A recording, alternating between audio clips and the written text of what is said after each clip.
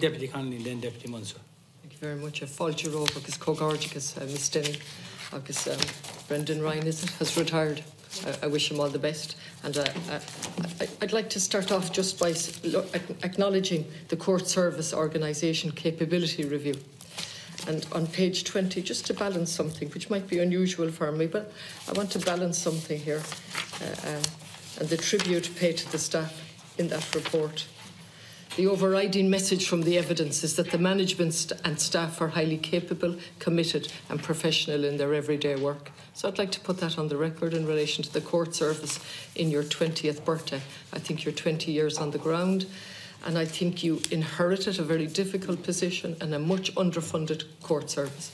The second thing I'd like to place on the record before I ask, on page 15 of that review, over the course of evidence gathering, stakeholders raised concerns about access to justice. The Court Service Organisational Capability Review, which they kindly gave us, and lots of other documents, wherein they highlighted the problem with the payment of fines. But in relation to this paragraph, many of the stakeholders, I imagine, you might just clarify who the stakeholders were in relation to this, but raised concerns about access to justice, drawing particular attention to matters around delays, costs and complexity. And then you point out, however, the court service pointed to the independence of the judiciary and so on, and that you're not really have a role in relation to access to justice. Is that correct? I think we do have a role in maybe access you clarify to justice. that, yeah. Now, I think we do have a role in that we have a key role in ensuring that systems and processes are amended in order to ease access to justice and to make things easier for our people. At the moment, we have a very paper-based system, for example, yes. And I would see that in time, as we enhance our ICT capability, that we'll be able to move to online services for some things, for example, which would improve access for people. So in the operation of the system is your role to roll it out more efficiently, yes. more technologically clued in and so on, and provide appropriate buildings. Now, in the scheme of today, I think the most shocking statement was that the family law courts are appalling. And I welcome your honesty and I welcome your directness. Are you saying the Children's Court are similarly appalling? The Children's Court is in poor condition, but I think it has an advantage in that it's a large enough building for the number of users. But Dolphin House, for example, in Dublin, the footprint of the building simply isn't large enough for the number of people who use the building every day, which leads to overcrowding, cramped conditions, people who are there by virtue of the fact that they don't get on with each other, having to sit in close proximity to each other, which then aggravates problems for people. You know, it's a building that's simply not fit for the throughput of traffic and the type of work it has to deal with. And you have plans in being for that, but there's Absolutely. No clarity around the funding for that. Yeah. So we're working with the department. You may well be working with the Department of Justice, but at this point there's no strategic clarity or clarity in relation to strategy as a result of the failure to clarify the amount of funding that's necessary or available. We are clear and we are agreed that we intend to build a family law complex. When?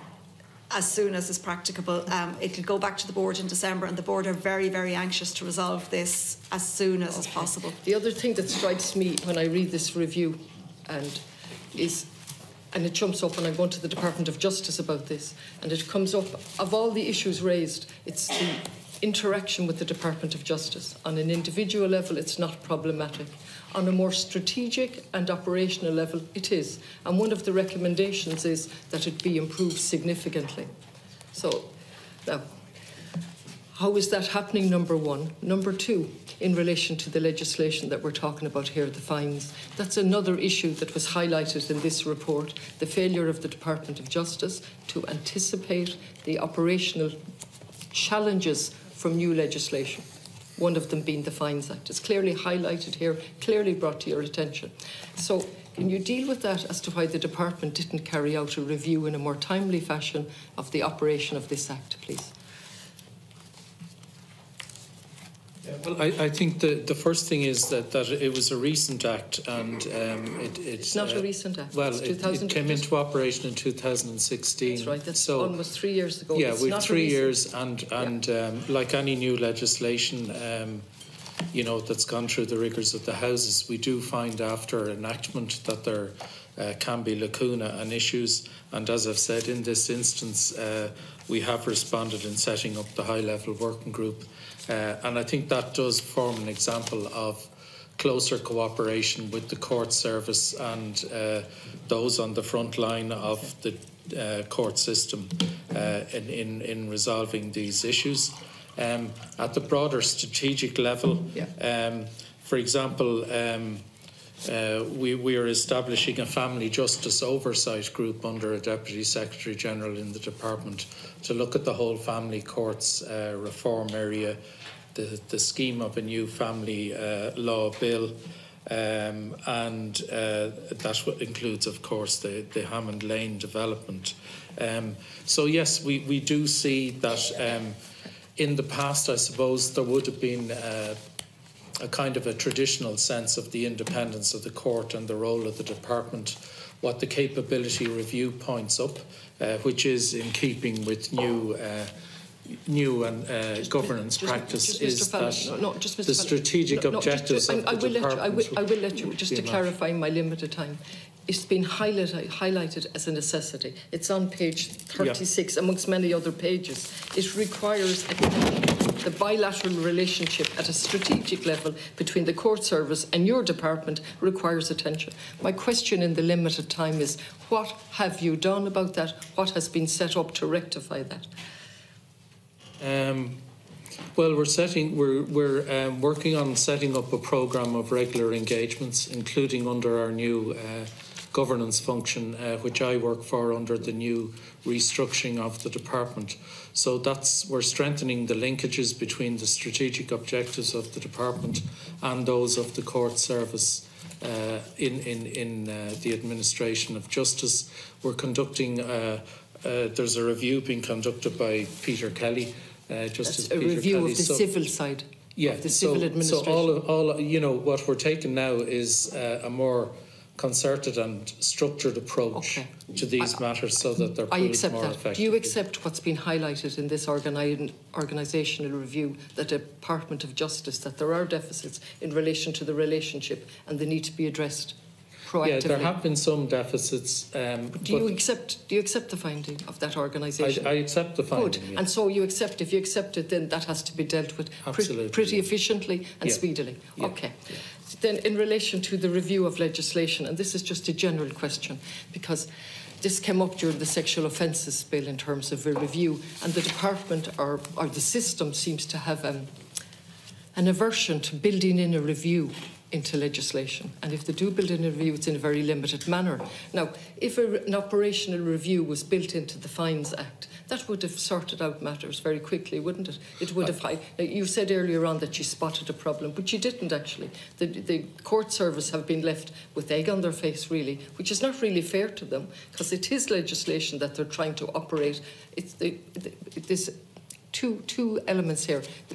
The Dáil who passed the legislation and didn't see the lacunae, and then the Department of Justice in the review of the operation of it. So isn't there a point to be learned here that legislation should be reviewed more frequently and more efficiently? First, I'd agree with you totally, but I'd give an example. I was involved in the Legal Services Regulation Act, and there is a specific section in that Act from 2015 that there is a review of its operation every 3 years.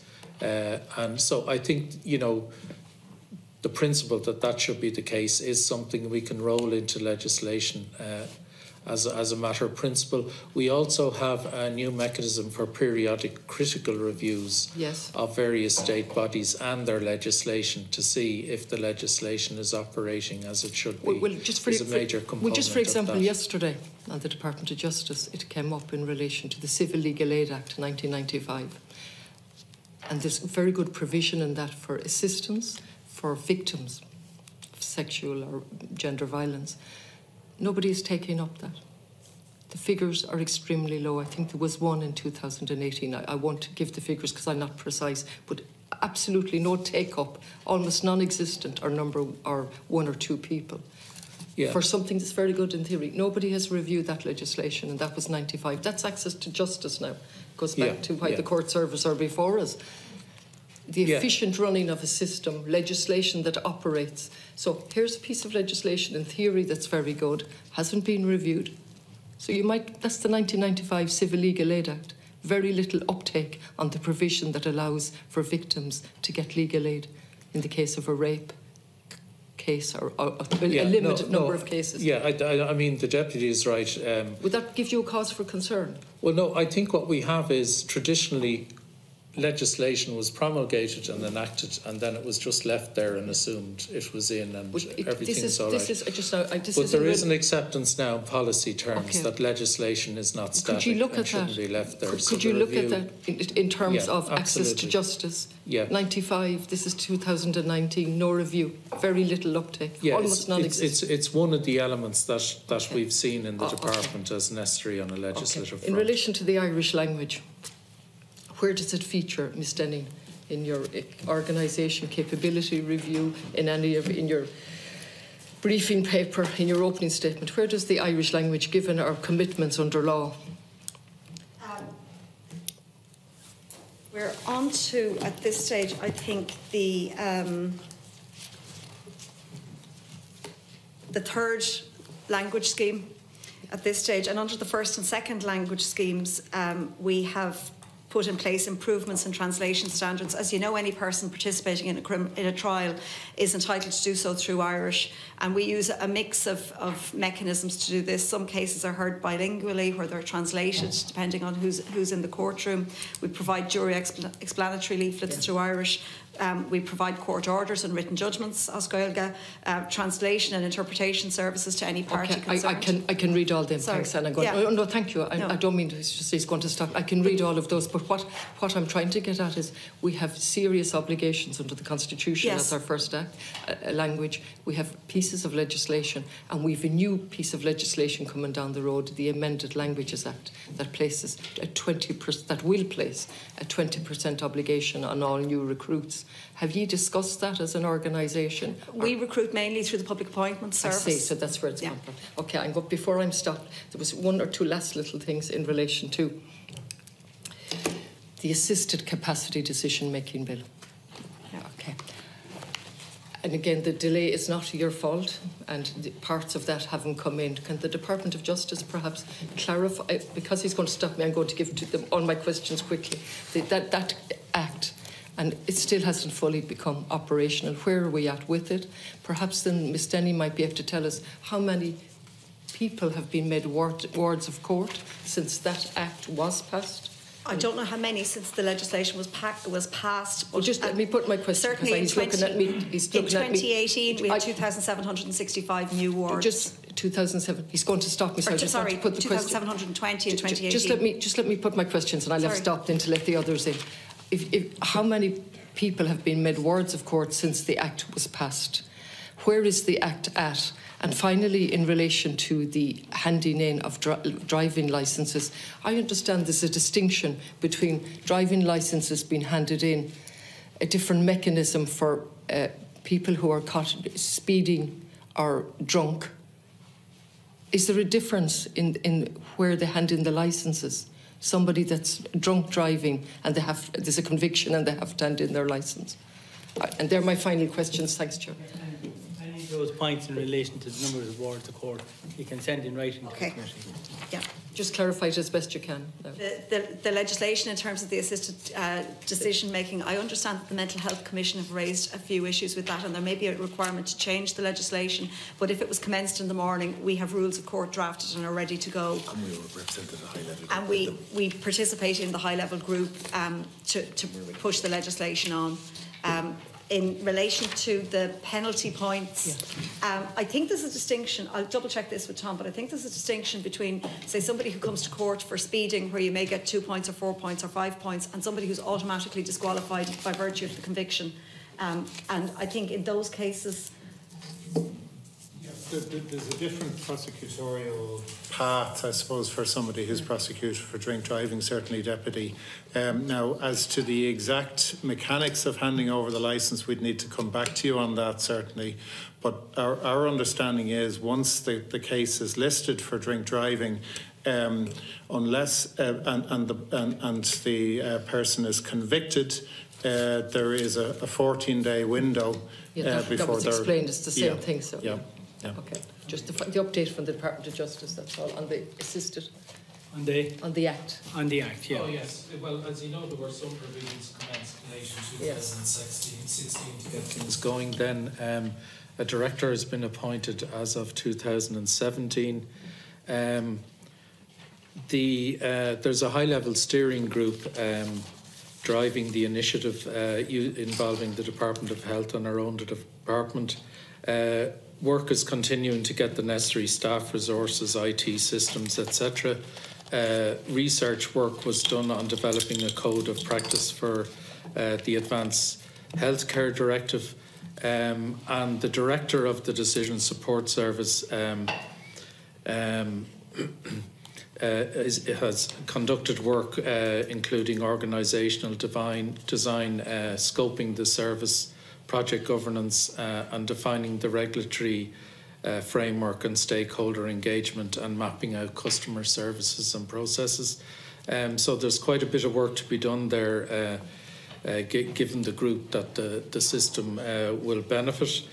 We funded from our department researchers for the development of codes of practice under Section 103.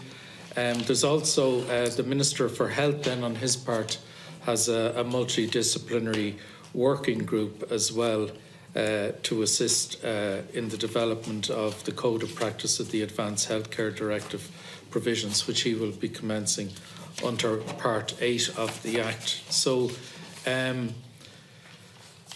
an allocation of 3 million was put in place, of which 2.1 million was provided in 2018, and this increased to 3.5 million in 2019 this year, and we'd expect about 2.7 million of that to be drawn down this year. So we're just getting tight from time at our end. Sorry. You might send that on to us tonight. You seem to have an extensive note.